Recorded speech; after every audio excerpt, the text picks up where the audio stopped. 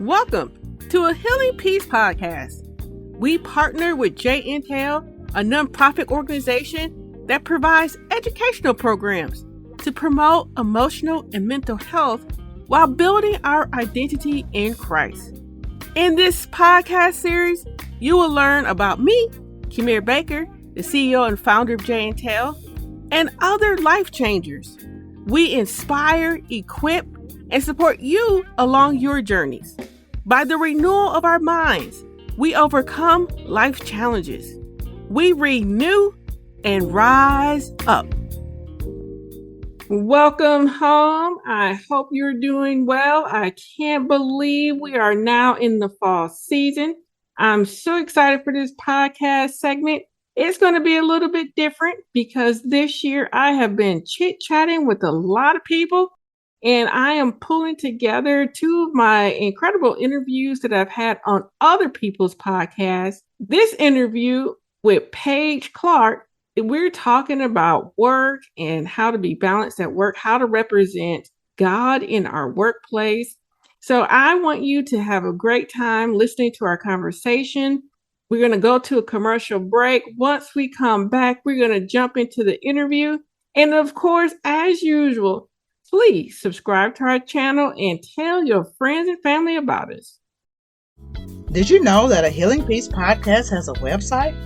You will find resources along with our very own tools and tips on our website. Our tools and tips provide tangible principles to keep you on your emotional healing and wellness journeys. While you are on our website, sign up for our newsletter.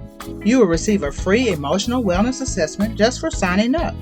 Also, you will stay informed about podcast episodes, courses, and workshops. You will receive all this great information just for signing up for our newsletter. Go to ahealingpeace.com today. Hello, everyone. Welcome to another episode of the 9 to 5 Faith podcast. I'm here with one of my new friends, Kimir Baker. How are you doing today? I'm doing pretty well. I'm excited to be here with you. I'm so excited. And this has been like months in the making too, just because life and schedules and all of that stuff. So I'm so happy that we finally get to sit down. We get to have a good conversation and we get to talk about all the things faith and work and all that good stuff. Yes. Yeah. So tell us a little bit about yourself. Well, my name, as you already said, is Kimir Baker. And about 5 years ago, I started a nonprofit called J Intelligence Networks. And for short, we're Intel, because that is a mouthful. And what we do, we provide educational programs, faith-based educational programs for emotional health and healing, emotional healing as well. And being the founder and the CEO, that's what brought me here today, because I can work a lot. Yeah. And so I've learned some things in my own walk with God in terms of just discipline, so that I'm making sure that I'm connecting with Him in the midst of all that needs to get done. And I would say, as I made that statement, I was like, well, Jamir, your story is not that different. You're a woman. And as a woman, that's what we do. We get the job done. Yeah. And sometimes in that process, we kind of overlook ourselves and overlook digging deeper in our walk with God because we just don't have time. Yeah. So I have so many questions kind of rolling through my head. So the first one is, when setting up your company, how did you, it's kind of, I guess, a little bit easier because the product is a faith-based product, but how do you in terms of like company culture, we always said hire and fire to your values, you know, how do you keep Jesus and your Christian values at the forefront of your mind when you're running your business? Well, it actually is kind of interesting because there are certain things you're not supposed to do by law in terms of how much you communicate God and things of that nature. And so for myself, I realized that a lot of what we represent, we have to walk it. We can't just say, oh, we represent God in a new and fresh light. Like, we have to make sure that we're treating people with love, dignity, and respect. And those attributes, when it come out, a lot of people at times don't have that experience. They may have the experience where their boss is over them, they're being micromanaged, they're not being built up. And so Mhm. when we can come and present those practices, they know right away that we're different. And then they Yeah. feel so like excited. And so then they just work harder because Mm. they feel believed in. Yeah.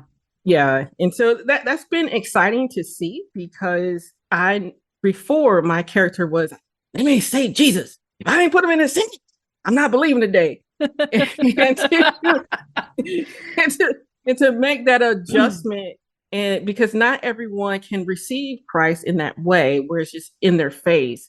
And so I had to learn how to adjust my presentation of him so that he is not only still being seen but approachable. Mm.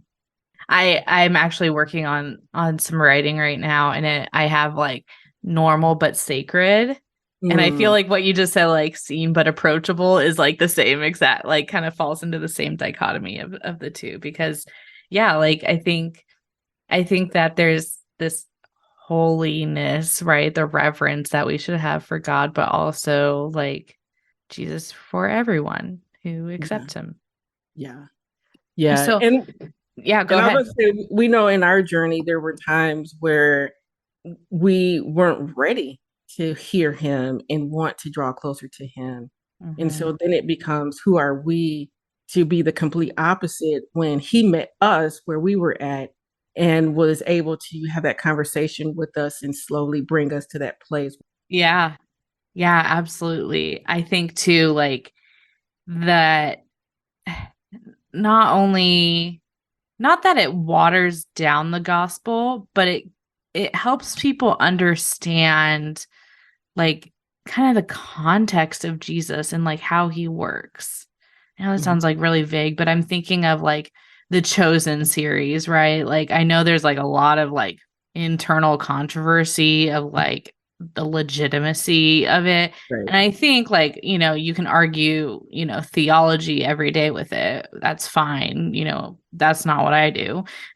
More power to those people who do.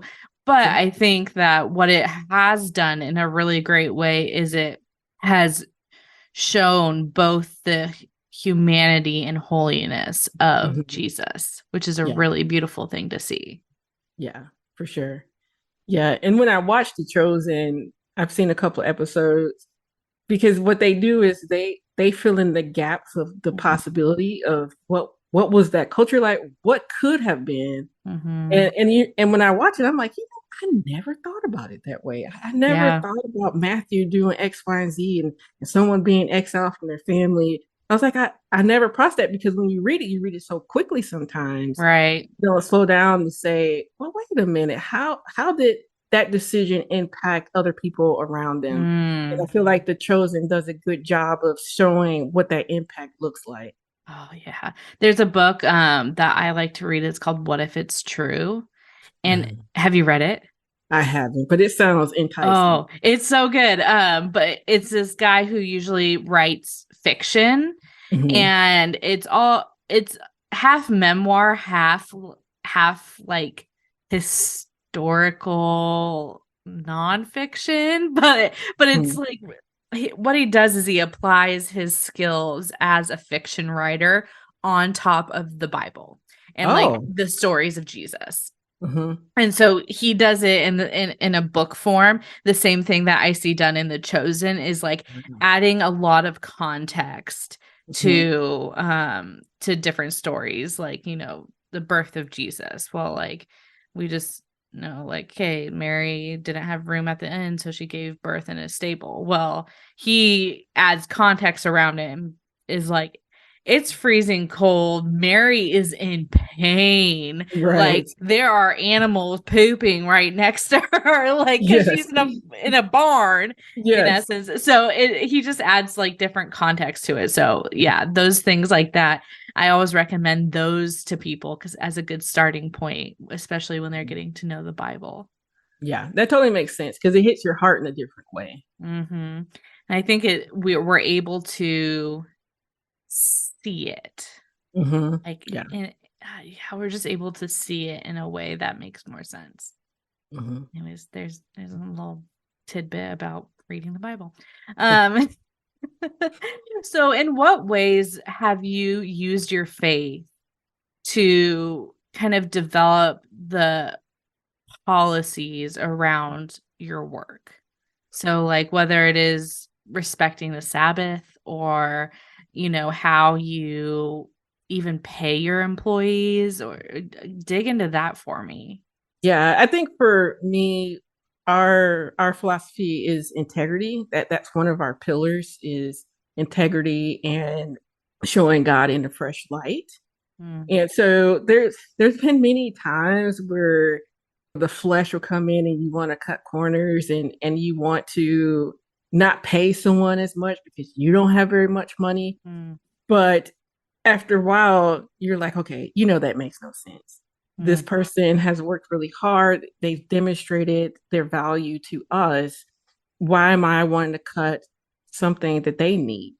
And so those things are, I think, brings me back from the flesh. Like, okay, will God meet our needs if we give abundantly? And I will say that He does. mm, And so that was something that I continue to learn, especially in the first couple of years when we were starting, just in terms of not being so tight fisted with finances, being responsible, but mm. allowing God to breathe through them and in the process impact people around. And again, as I said before, we really do work on us being a light. And, when they come in, they read our mission, they know what we're about. And so that does add another layer of, okay, well, how are you going to engage with me if I know that this is who you Right. represent? Right. Yeah. And we know sometimes Christians get it bad because if you make one mistake, all Christians are terrible. Yeah. And so it does put us at a higher standard than most individuals, most companies because of that. Yeah. I have been able to work for some Christian companies and they they like to say, Christian companies should be the best run businesses Mhm, mhm, because they have that integrity level, but also I think in the way that I mean business ethics even, right? Like you can go into down that rabbit hole if you want to of like how you run your business is in an ethical way and also when it comes to things like acting against your mission or against your values, mhm. we're all human, that's going to happen, but I think the response is so significantly different and that's what sets Christians apart from, Yeah, other people. yeah. Because I've learned generally, let me learn my lesson so I don't have to keep learning the same lesson. And God will place you back in a circumstance to continue to purify. Yeah. So I'm like, well, let me get that the first time. Make my life a little bit easier. Take the pain away.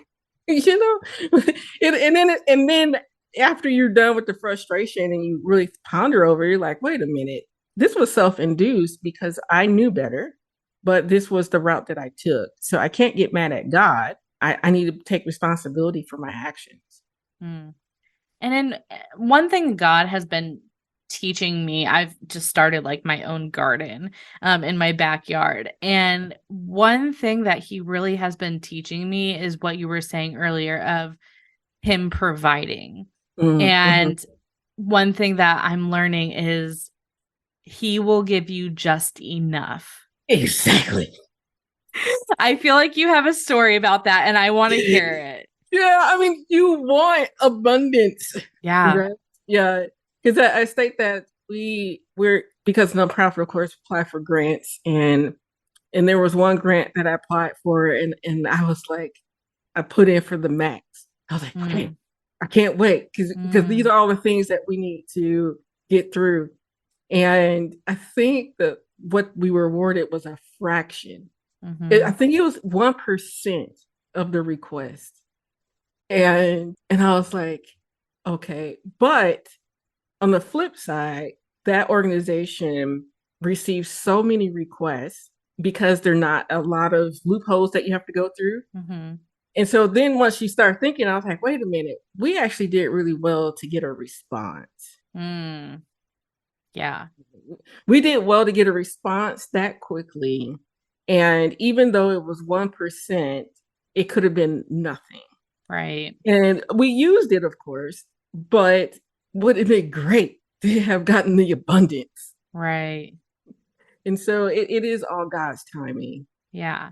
And I think just his provision, I just think about it's one of my favorite stories because all the Bible stories where I'm like, I wouldn't do that. And I'm like, yeah, you would. Like, that would definitely be you. Yeah. But, when the Israelites are in the desert and God provides them with manna and he says, don't keep it. Like, you have to trust me that we're going to still provide. Yeah.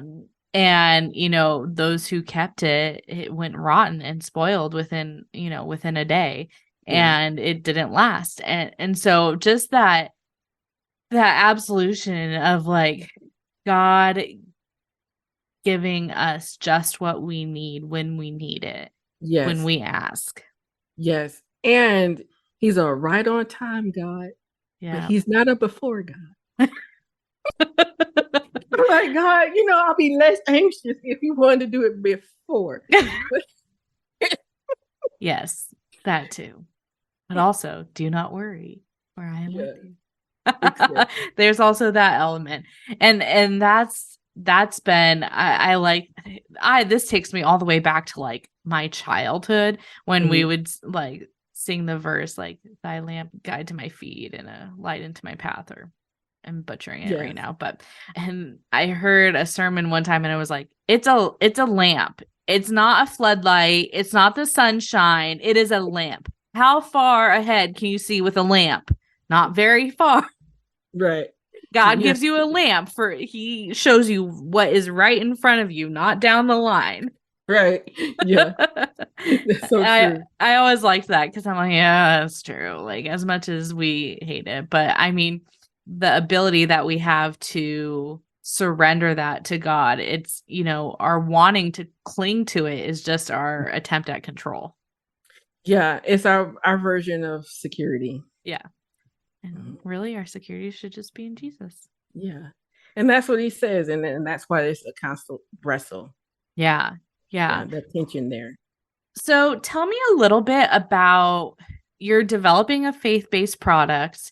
Obviously, you are living out those principles in your work.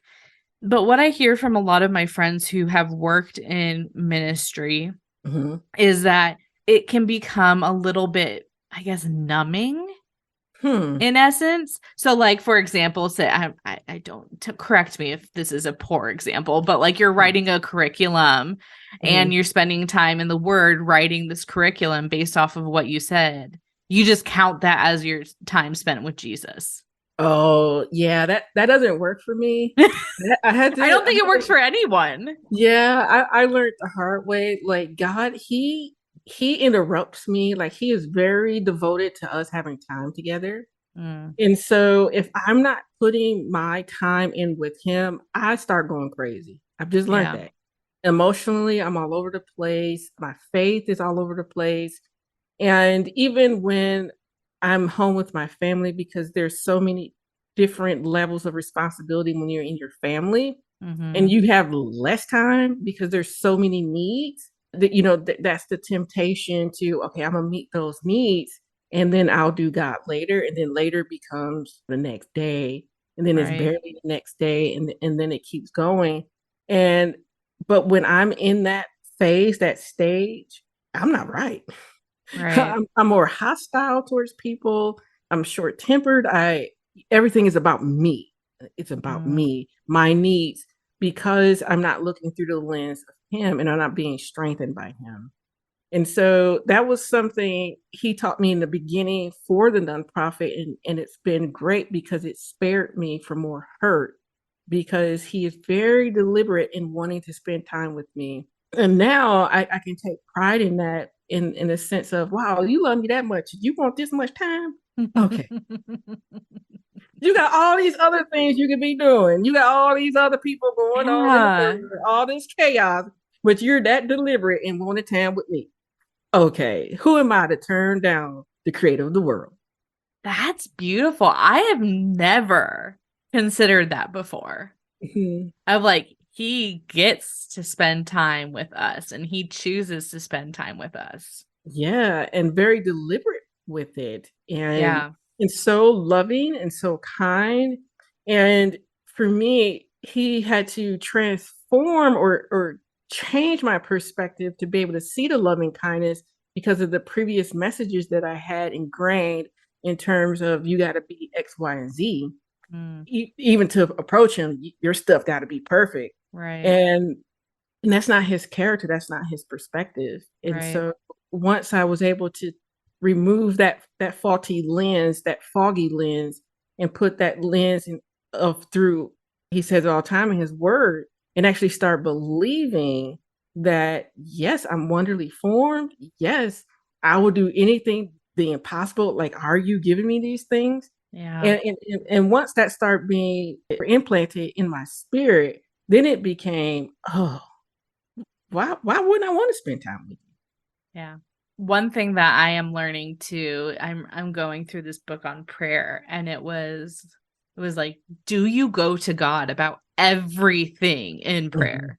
Yeah. Everything. Yeah. Like, and that asked me a really hard question of like, Yeah. am I even diluting my prayers? Like you were saying earlier, of like, oh, you have to have everything all perfect in order to approach God. Yeah. And it's like, no, am I going to him about everything? Because he Yeah. already knows. Like, who am I kidding? Like, he already Yeah. knows my thoughts. But like, why do I think he's so far removed from me that I don't need to be going to him about this stuff? Yeah. And God just challenged me recently in that. I Mm. was praying, crying and praying as I do at times because of my own like, when is stuff gonna happen? Yeah. But when I was praying, it was so clear that gentle whisper was, you're not asking. Mm. And I was like, oh God. I was like, but can't you tell? You already know. And you said you already know, like Right. you created me, you know my desires. And Yeah. and so to hear that voice of even though he knows, he still wants us to ask. Yeah. And it's so hard to get in that mindset sometimes because we can go on autopilot. Like I Yeah. got this to-do list today, I got 10 items, I'm just gonna rush through it.